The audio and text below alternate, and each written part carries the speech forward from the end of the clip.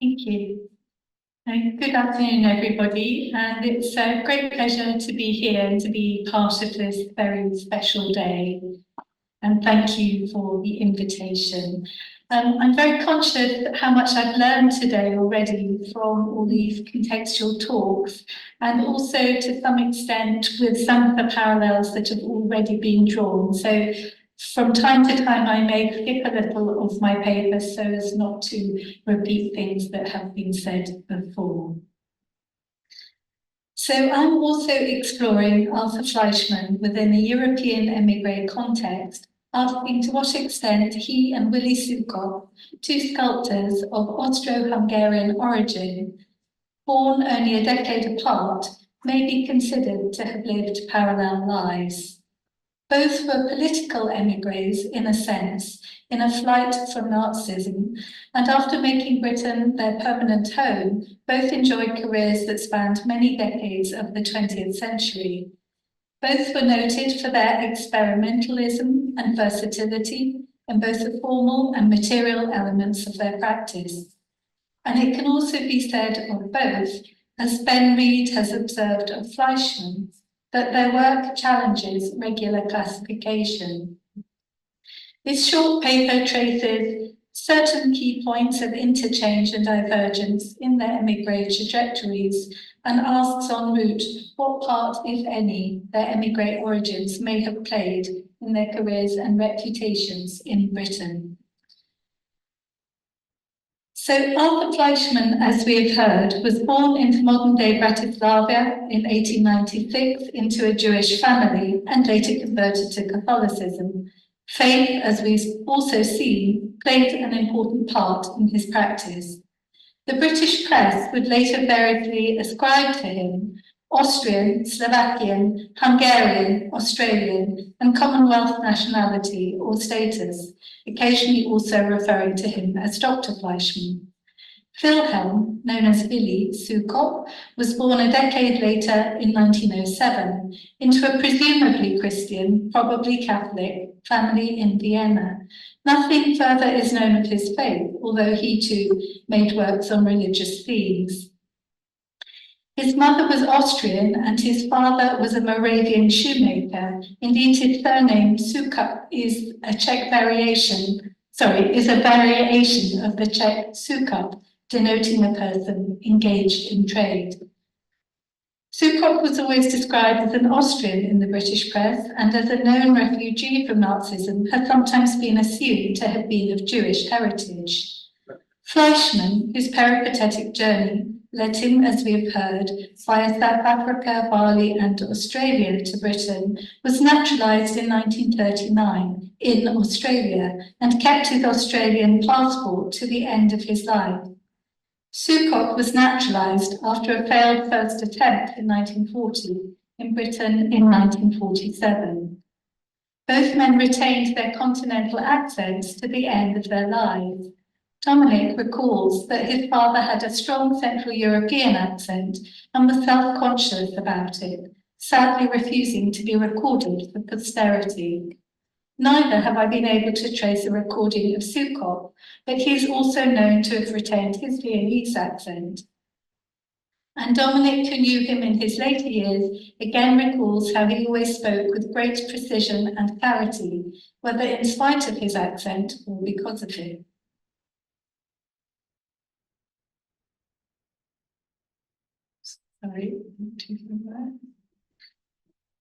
During the First World War, Fleischmann, who as a result of family pressure had qualified as a doctor, served in a medical capacity in the Austrian army.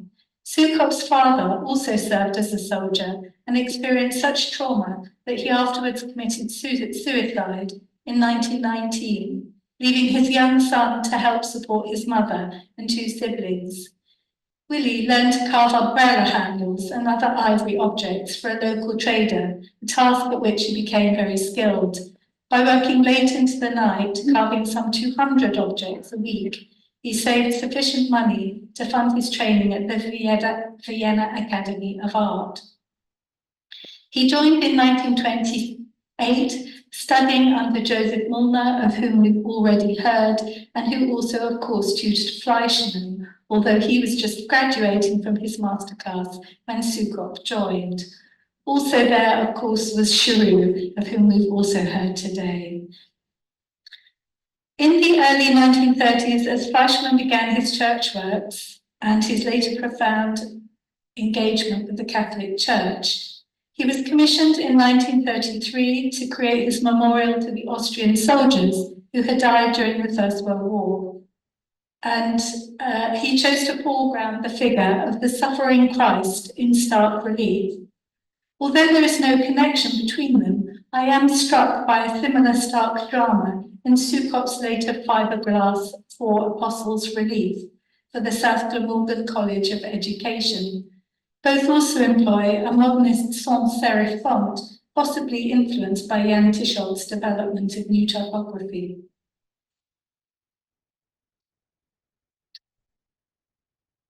Fleischmann commissioned reliefs for municipal housing schemes were largely decorative and not political, unlike those of his left-wing friend Chirou. Soukop's work was often playful but never political, and nor was his style ever monumental. Indeed, given the century through which he lived, his work is remarkable for a lack of any reference to the build-up or experience of warfare. Instead, his commissions, as we shall see, were predominantly for post-war regeneration renewal projects, particularly associated with housing and education.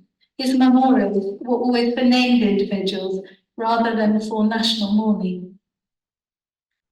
As a senior student at the academy, Soukop sometimes stood in for his professors as a private tutor, thus meeting by chance a woman who invited him to the Elmhurst's Dartington Trust in Devon, a remarkable charity specializing in the arts and social justice. He was invited for 3 months, allowing him to escape the chaos of Nazi Europe, of which we've also heard today, and he stayed for the next 6 years and remained in England for the rest of his life. At Dartington, quickly, Soukop became immersed in the stimulating communal cultural life, learning pottery with Bernard Leach and carving in the Rex Gardner-designed summer house that we saw in the last shot.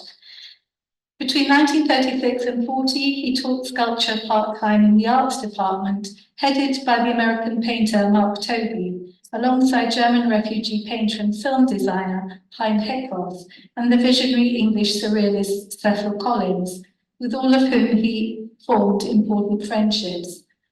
As one obituary writer recalled, Dartington was a paradise for Soukop, home to an international émigré community of artists, musicians, dancers, and choreographers. And of course, there's a relationship there to the Mariula community we heard about earlier. At Dartington, there was the entire German youth ballet company who greatly influenced Soukop's personal development and later his own teaching. He too had a special rapport with dancers, meeting and wooing his French dancer wife, Simone Michel, among the 60-strong ballet corps, despite neither speaking the other's language. He designed and carved masks for the youth ballet's most acclaimed production, The Green Table, and the Glyndebourne production of Macbeth. He also modelled heads of Youth Laban and Leda, and a pink cement head seen here that he later gifted to the Ben-Uri of the charismatic Polish-Jewish émigré dancer and choreographer Paula Nerenska, who also sat at Epstein. In 1935, Soukop first exhibited at the Royal Academy, showing his Dartington mask.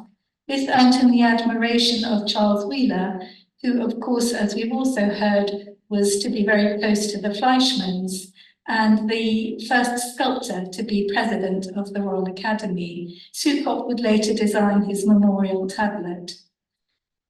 Soukop's first British show at Airdrie Knowles Store and Gallery in London was followed by another in March at the Stafford Gallery in St James, run by Viennese émigré gallerists Alice Story. It included the cement head of Nerenska and his Dartington donkey sculpture. This is a sort of iconic Soukop piece. He afterwards cast it in bronze on a blue limestone base that was quarried in the local Buckfastleigh quarry. A later cast was commissioned by H.D. Cadbury Brown, who taught on the relationship between architecture and sculpture at the Royal College, and it's situated in Harlow, Newtown, where you can see it's been worn to a shine by the hands of countless children. The Elmhursts also gave Soukop his largest exhibition to date in 1940, and a decade later commissioned his Swan Fountain, cast from Bodmin Moor granite and incorporating the old Beltington cider press. This Dartington idyll was briefly interrupted in June 1940 by the mass internment of enemy aliens, and he spent 9 months in Canada. After he returned, he accepted a post of art master at Blundell School in Devon, where he established a highly successful sculpture department, before moving on to do the same in Dorset and Worcestershire. He married Simone and they moved to London, where he began teaching at Guildford School of Art, where his pupil Elizabeth Frink famously then followed him to Chelsea School of Art. Soukop's willingness to embrace a teaching career in tandem with producing his own work was important financially, but perhaps inhibited his ability to establish a completely independent career as a sculptor, unlike Fleischmann, who after his early spell of teaching in Vienna concentrated solely on his own work. I found this photograph among papers I've looked at in one of Soukop's archives, and I don't know where it's from, but it shows Fleischmann soon after his arrival in Britain with his first wife, looking at one of Soukop's sculptures, probably in one of the Battersea open shows that we heard about from Robert. We also have heard much, of course, about the famous Miranda Fountain, and this is one of the gilded maquettes. And I wanted to just make the point of how this really established Fleischmann as a kind of person of interest for the British press. So there are numerous press reports of him with his works. He's usually seen at work carving. Here we have the model as well for the famous Miranda. That's also the theme of this piece, where we see the piece to symbolize light, which was discussed earlier. And he's said to be carving the biggest block of perspex ever made, which seems to be a refrain for each piece that the blocks seem to get larger.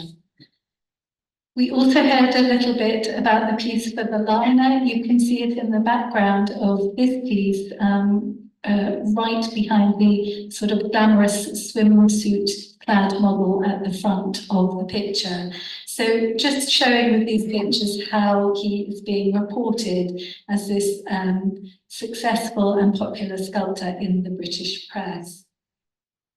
Equally, he's being chosen to sit on committees. Here's the selection committee for the first open art exhibition of pictures as opposed to sculptors. And clearly, although he's not been in Britain very long, he's considered influential to be part of that. So Soukop was also commissioned, like many others, for the Festival of Britain. Those pieces don't survive, but they included an oak tree, which may have been in his head when he made this later piece about Kett's Oak. Don't have time to tell the story, but it's just summarised there. So from 1949 onwards, Soukop was participating regularly at RA summer exhibitions and other group exhibitions. He was moving freely between abstraction and figuration, and his modern works were often considered challenging and categorized as that way in the press. And yet he was among one of the numerous continental émigrés, including Cheroux, Perry, as we've heard, Georg Ehrlich, and others, who played these significant parts in the LCC open shows and also were often commissioned to make works. We have his Camberwell piece on the Pied Piper. We have his mother and child, which I was struck by, the Balinese mother and child we saw earlier. This was a piece which was bought for Chichester for the chapel at the university as part of a project to bring together education and art. And it was the first sculpture piece that they purchased, rather. Birds were a popular theme for these kind of commissioned and purchased pieces. We see here Ealing Grammar School Common Room, and there's a lovely piece in the Old Aliens newsletter online about how they all remembered this piece arriving and what a marvellous inspiration it was for them.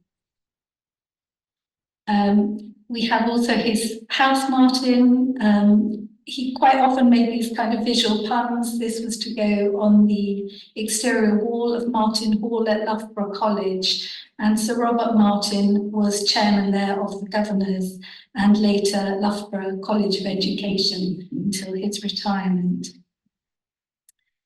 In his pieces for the Brynmore Jones Library at Hull, which were admired with some reservations by Philip Larkin, who observed waspishly that Willi has the charm and instinctive, tolerant agreeableness of the refugee. We see him reusing the owl, denoting wisdom, of course, which is also his Tate piece.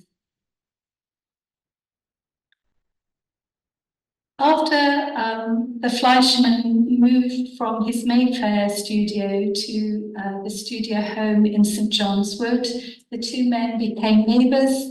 Soukop also had his studio and house there, and there are some lovely recollections by Joy of the cultural life of St John's Wood. This was an area that was already so densely settled by continental German-speaking émigrés that bus conductors were said to call out Finchley Strasse instead of Finchley Road. And they both fitted very well into this artistic life.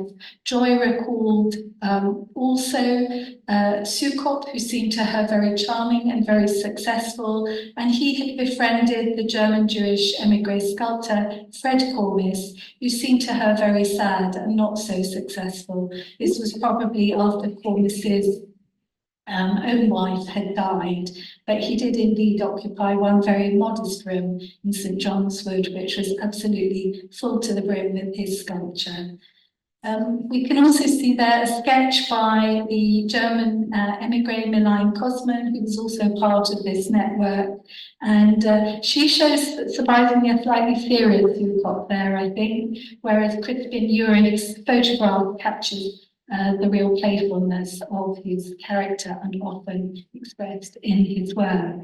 In 1965, both Fleischmann and Soukop and Wheeler all showed together among exhibitors at a local St John's Church first modern sculpture show, and of course they were all shown together at the Royal Academy as well.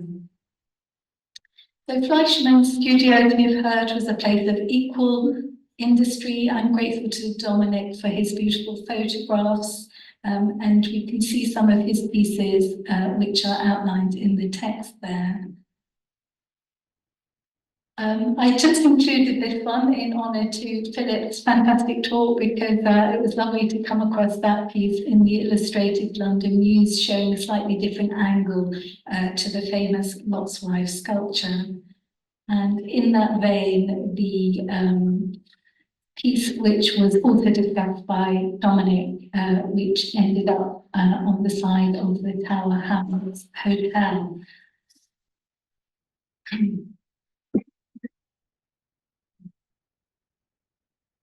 So following a beautiful picture of the studio, of course, as it is today, pristine and a monument to the sculptor. So following Fleischmann's death in 1990, his widow Joy set up life classes in his studio, at which Soukop occasionally taught both drawing and sculpting in the early 90s. Dominic, who also attended these classes, drew this moving portrait, a memento of the Fleischmann family's friendship with Soukop and a fitting finale image to this talk. In conclusion, although his origins, training, and lingering accent identified Arthur Fleischmann with his Central European heritage, Fleischmann has been seen and demonstrated today by the breadth of the papers that we've listened to, and rightly considered as an international sculptor, both in inspiration, influence, and his ability to maintain an international profile. His transit through many countries prior to settling in England perhaps gave him an unusually broad outlook that allowed him to develop and follow his singular path. Soukop's reputation, though considerable in his lifetime, was confined to Britain and has diminished since his death, partly overshadowed by that of his most famous pupil, Elizabeth Frink. Yet, as his Times obituary noted, Willi Soukop was one of those immigrants to Britain who brought a European breadth of approach to British art and its teaching and saved it from being too insular and parochial. His own work, characterized as at once highly individual and often idiosyncratic, is also ultimately part of the wider European tradition. Thank you.